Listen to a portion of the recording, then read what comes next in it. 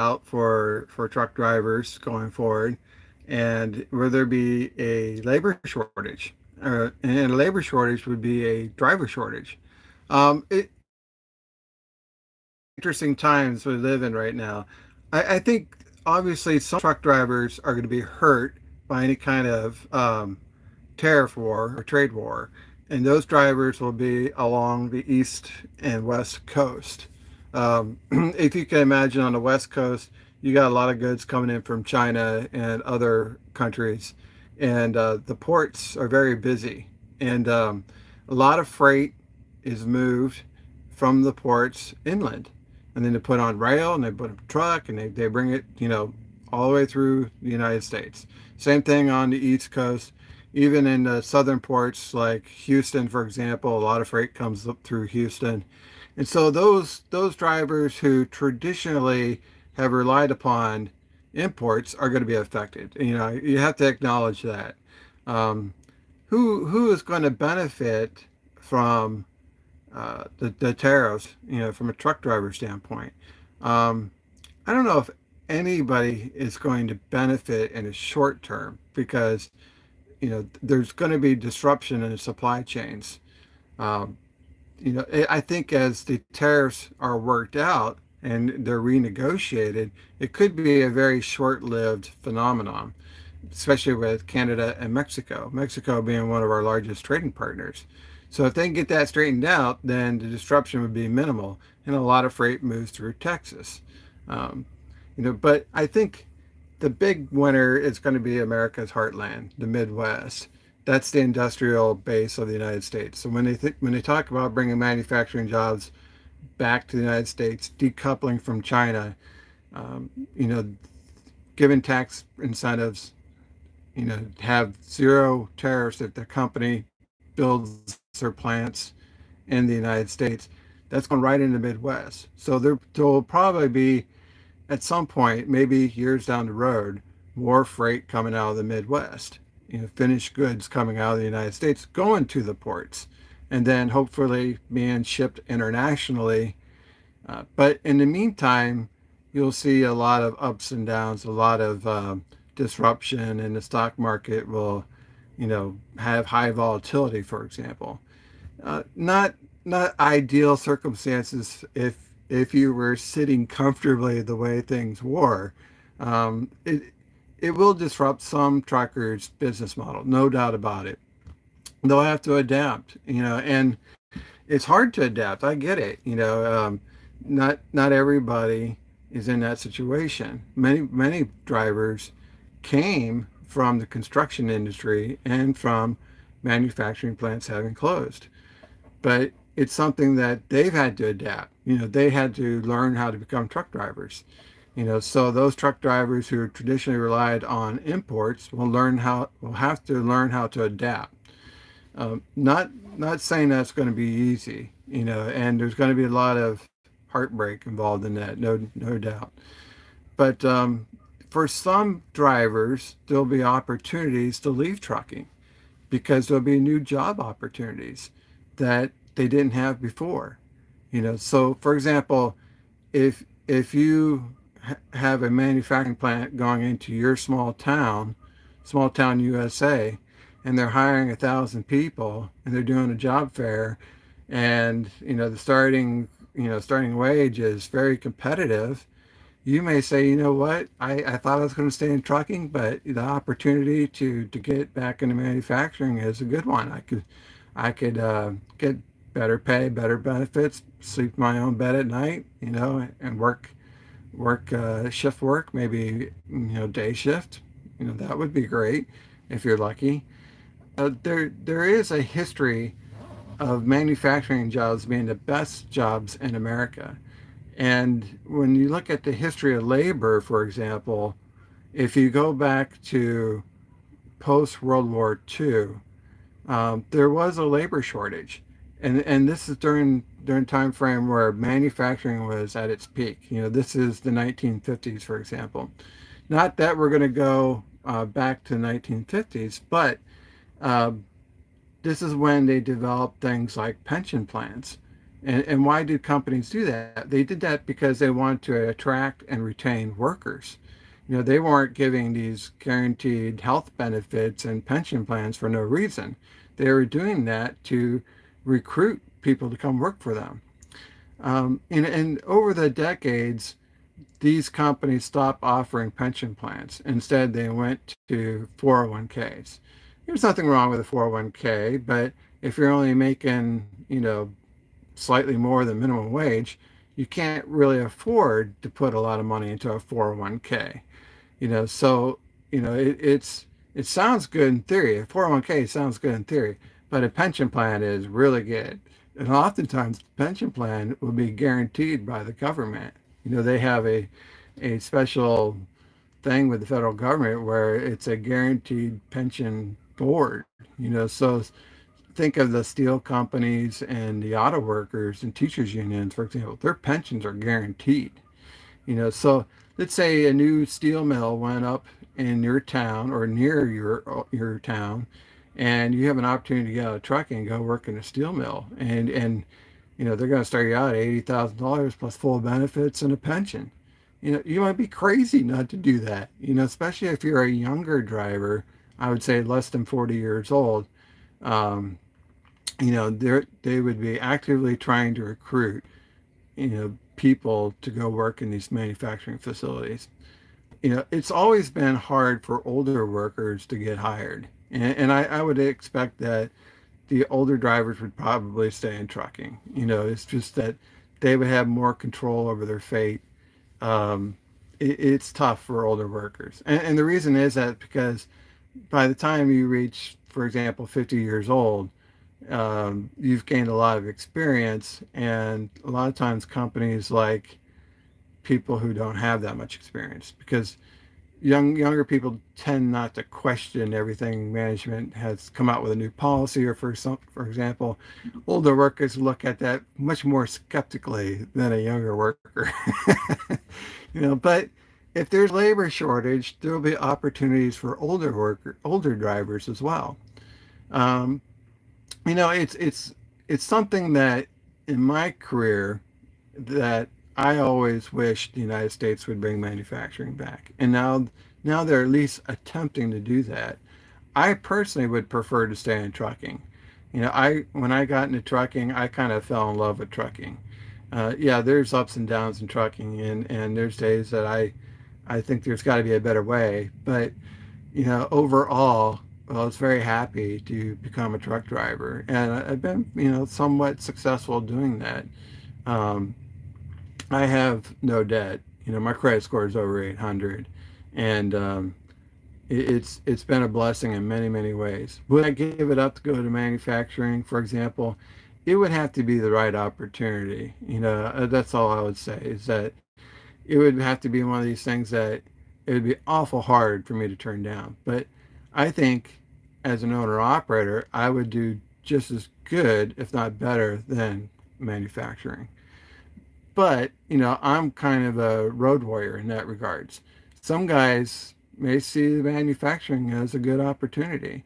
And I often advise younger drivers who are thinking about becoming an owner operator, it's like, well, do you have a wife and kids, for example? Are you expecting, as an owner operator, to take a lot of time off? Is that why you want to become an owner operator? You start digging into what's motivating these younger drivers. Why do they want to become owner operators? And you'll find out that, you know, they don't necessarily want to drive, 125, 135,000 miles per year. They want to take more time off, but yet they want the pay to be just as high, if not more. Well, that doesn't really work. That's not how it works. Owner operators work harder than company drivers. Owner operators are more dedicated to the trucking lifestyle, in my opinion, than most, if not, I won't say all company drivers, because there are some very, very good company drivers. I've had company drivers help me, break down some things like that. Um, giving me a ride when I was stuck, somewhere where my truck was being towed, but there was a company driver who was willing to give me a ride somewhere. So there are very good company drivers, but then I would say as a career option, owner operators are very dedicated to the career of being a professional truck driver. So, keep these things in mind that as manufacturing it comes back to the United States, there's going to be a labor shortage. It's hard to imagine, but you know, there are situations when the economy's doing so well, there's a labor shortage, and with the crackdown on illegal immigrants, hopefully we'll see the roads become safer because I think there is a lot of hazards associated with people who have driver's license who probably shouldn't that are illegal immigrants. It's okay if they have a green card and they're authorized to come in the United States, and even then, I don't know if they're the safest drivers on the road, but at least they're legal. It's the illegal ones that you got to worry about. So I think just the dynamics of a crackdown on illegal immigration, bringing jobs back to the United States, it's going to push wages higher. And a lot of truck drivers come from the construction industry, for example. This is where many trucking companies recruit from, because as the economy declines, it has ups and downs. As it declines, home builders struggle and new construction struggles, and these guys often get their CDLs and they jump in the trucking industry. Well, now you're going to see the opposite. Now you're going to see workers being pulled from the trucking industry, because they're going to go into construction of these new manufacturing facilities. Maybe new home sales begin as mortgage rates come down from their highs. New home construction will begin, and these construction workers will go back to their trade of skilled tradesmen as construction workers. And drivers will come out of their trucks to go into manufacturing facilities. So for those drivers who are remaining, this may, in the long run, become good news. Is that wages could go up. Wages will go up for company drivers, and the rate per mile will go up for contract freight. And if there's excess freight, it'll go on the spot market, and perhaps no one can knows for sure how the spot market will respond, but in an ideal situation, spot market rates could go up. In the meantime, there'll be a lot of volatility, a lot of fluctuation, a lot of readjustment, as freight is shifted to different parts of the country, and then the driver is going to have to adapt. But I think there will be opportunities there for sure, opportunities within trucking and opportunities to leave trucking. I think too that when we look back at the previous Trump administration, for example, I know company driver wages did go up. They went up at Crete, for example, and contract freight rates went up as well. I think they went up more than 10 cents per mile. So any increase in rates per mile is obviously going to be good news for drivers. As the fuel prices come down, there's less money being spent on fuel. That's going to be really good for owner operators. Hopefully that will equate into lower costs for repair parts as well. Because energy affects the prices of everything. So there's a lot to keep an eye on as a small business owner, as an owner operator, and there's going to be disruption. There's no doubt about it. Hopefully it'll be like ripping the band-aid off quickly. The less pain and the quickest we can get it over with, the better. Nobody's going to feel comfortable when they're trying to fix the trade policy of the United States. I've seen it in my lifetime, all these trade deals, all these small towns being wiped out. I think it's great that, the attempt is being made to bring these jobs back. But, it may not be exactly like 1950s. Obviously technology has improved. We have robotics, we have automation, we have artificial intelligence, and companies aren't necessarily going to hire thousands of employees. They may instead invest in robotics, for example. However, I still think overall there will be a labor shortage. Um, and that would be good for drivers. It's something where companies are going to be forced to offer better compensation, and compensation could come in the way of, um, obviously money, but it also can come in the form of benefits. They could improve their benefit packages. They can do things like improve healthcare costs, for example. Do away with co-pays, co-insurance, deductibles, things like that.